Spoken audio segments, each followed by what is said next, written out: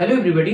Dating app एक तरह का मोबाइल सॉफ्टवेयर होता है जिसका उपयोग ज्यादातर लोग सेक्सुअल पार्टनर खोजने के लिए, लाइफ पार्टनर खोजने के लिए, तो कुछ लोग नए लोगों से मिलने के लिए इसका उपयोग करते हैं। इसके बारे में आज हम लोग थोड़ा सा चर्चा करेंगे कि डेटिंग ऐप होता है क्या और कैसे काम करता है।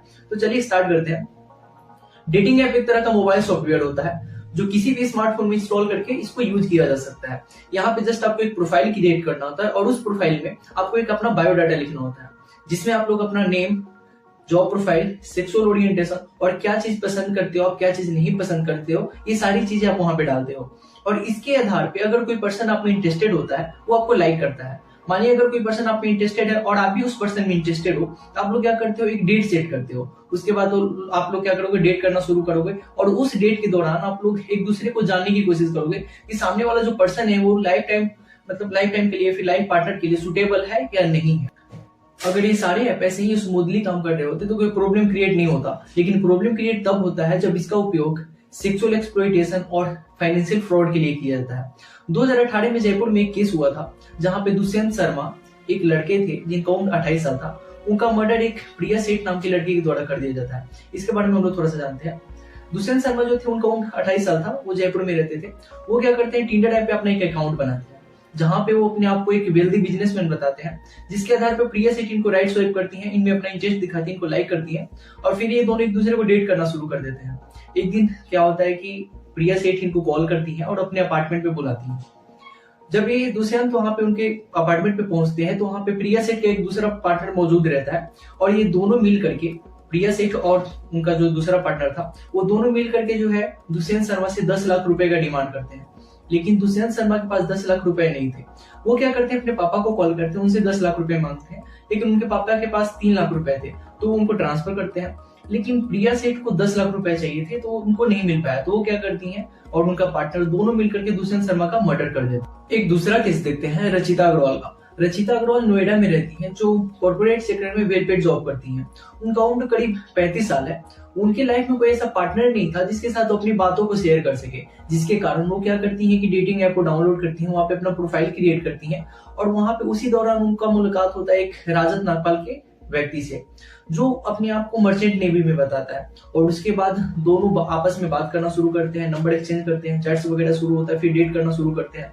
फिर क्या होता है कि ये दोनों मीटिंग करने लगते हैं। फिर उसके बाद क्या होता है, जो राजत है वो अपना पूरा पास्ट शेयर करता है रचिता अग्रवाल के साथ और इमोशनली इनसे कनेक्शन बिल्ड कर लेता है।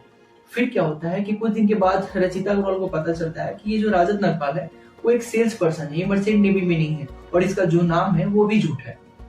तो यहाँ पे क्या होता है, दोनों आदमी के आपस में फाइट हो जाती है और दोनों एक दूसरे से अलग हो जाते हैं। फिर क्या होता है, रचिता अग्रवाल को इमोशनल टर्मोइल से गुजरना पड़ता है।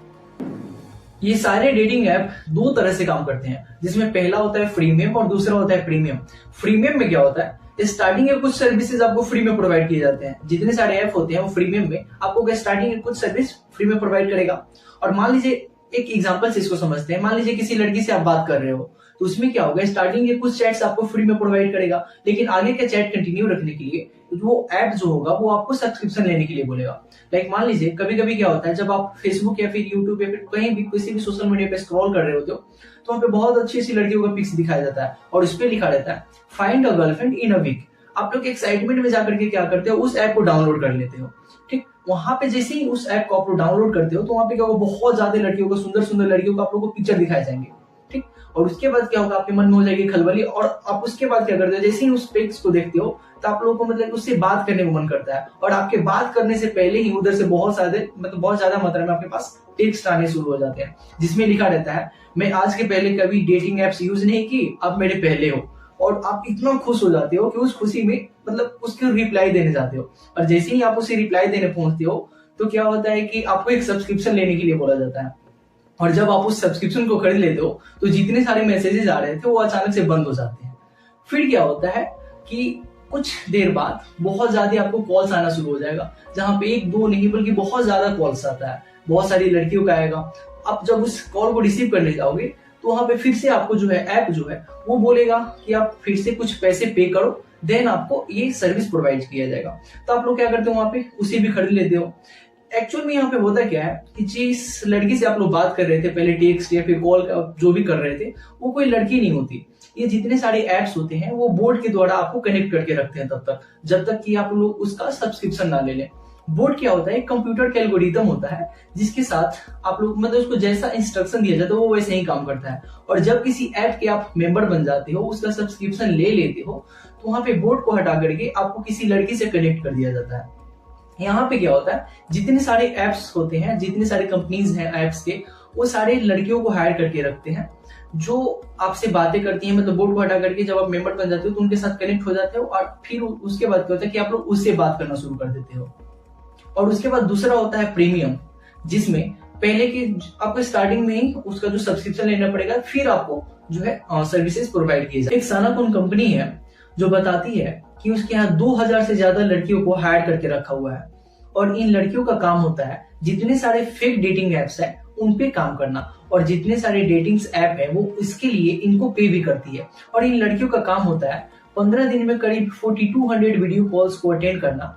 और ये लोग जो है चाइना के करीब 15 फेक डेट ऐप के लिए काम कर रही हैं। चलिए अब थोड़ा बात कर लेते हैं एक्सपेक्टेशंस वर्सेस रियलिटी की। यहाँ पे क्या होता है, जितने सारे लोग इस ऐप को यूज कर रहे होते हैं तो सब किसी का अपना अपना एक एक्सपेक्टेशंस होता है कि सामने वाला पर्सन ऐसा होना चाहिए या फिर ऐसा होना चाहिए। यहाँ पे कुछ लोग, जैसे मान लीजिए जितने सारे लोग होते हैं सबका अलग अलग एक्सपेक्टेशंस होता है। लाइक मान लीजिए कुछ लोग जो है इस ऐप का यूज करते हैं लॉन्ग टर्म रिलेशनशिप के लिए, कुछ लोग शॉर्ट टर्म रिलेशनशिप के लिए, कुछ लोग सेक्सुअल पार्टनर खोजने के लिए, तो कुछ लोग यहाँ पे आते हैं नए लोगों से मिलने के लिए। और इसमें क्या होता है, जब भी आप इस ऐप को यूज करें तो ज्यादातर अपने एक्सपेक्टेशंस को जो है उसको क्लियर रखें और अपनी इंटेंशन को भी क्लियर रखें, ताकि जिस टाइप के पर्सन को आप इस ऐप पे ढूंढ रहे हो उस टाइप के पर्सन से आप मिल सको और बाद में अगर कोई मिसअंडरस्टैंडिंग होता है तो उससे आप बच सको। ऑनलाइन डेटिंग ऐप का एक हार्श रियलिटी ये है कि यहाँ पे ज्यादातर लड़कियां उन लड़कों को डेट करना पसंद करती हैं जो कि रियली में वेल्दी है। और कभी कभी तो ये ऐप चाहता ही नहीं कि आप सिंगल से मिंगल हो। मिंगल इन द सेंस, जब कभी भी आप इस डेटिंग ऐप का यूज कर रहे होते हो तो उसके बाद क्या होता है कि आपको एक लाइफ पार्टनर मिल जाता है जिसके साथ आप लॉन्ग टर्म रिलेशनशिप पे चले जाते हो, और उसके बाद आप लोग इस ऐप का यूज करना बंद कर देते हैं।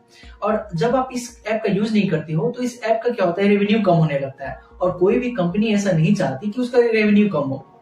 इंडिया में ज्यादातर लड़कियों के पास बहुत ज्यादा ऑप्शंस होता है जबकि लड़कों के पास लिमिटेड ऑप्शन होता है, और इसी का यूटिलाइजेशन करने के लिए सारी कंपनी इसका फायदा उठाती है और जितने सारे इंडिया में लड़के हैं उनको क्या करती है, बोर्ड के साथ कनेक्ट कर देती है। चलिए अब थोड़ा बात कर लेते हैं कि ज्यादातर लड़कियां किस टाइप के लड़कों को पसंद करती हैं। इसमें सबसे पहले आता है कि आप दिखते कैसे हो, लाइक आपका हेयर स्टाइल कैसा है, आपका क्लोथिंग स्टाइल कैसा है, और दूसरा आता है कम्युनिकेशन स्किल, कि आप किसी के साथ कैसे बात करते हो। इसमें एक ध्यान देने वाली बात होती है कि जब कभी भी आप किसी पर्सन से बात करो तो वहां पे आपका आई कांटेक्ट जो है मेंटेन रहे। और तीसरा आता है रिस्पेक्ट। किसी भी रिलेशनशिप का फाउंडेशन रिस्पेक्ट और अंडरस्टैंडिंग पे टिका हुआ रहता है। इसमें एक रूल है जिसके अकॉर्डिंग आप सबसे पहले सामने वाले को रिस्पेक्ट दो और उसके बिहेवियर के अनुसार आप उससे बिहेव करो। और चौथा आता है फाइनेंशियली इंडिपेंडेंट।